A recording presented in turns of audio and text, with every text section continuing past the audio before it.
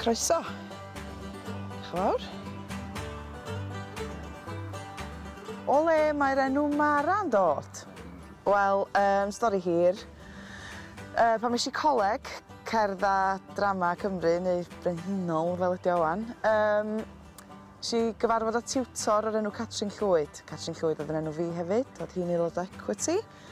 Nath hi awgrymu'r enw Mara. A'r noson yna, es I adre ag agor un o ddramau'n haid o'r enw y Gŵr o Wlad Is. Ac un o'r prif gymeriadau oedd Mara. Spooky.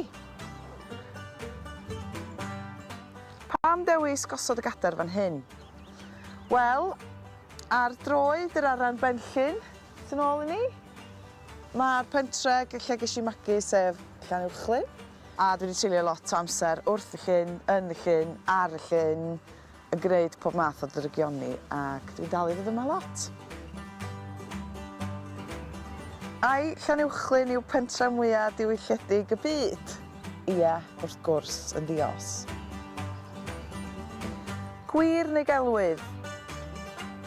Ti wedi arwyddo llofnod fel Catrin Zeta-Jones? Gwir. Embarrassing.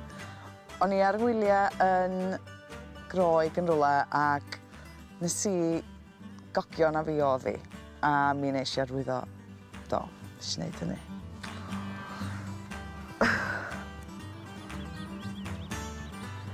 Be sy'n dy wylltio am bobl? Bobl sy'n bita'n swnllyd? Bobl sydd yn anadlu'n swnllyd drwy trwyn? Afiach. Alla ti'n ofio ar draws y llyn petai'r rhaid? Gallwn, a dwi wedi.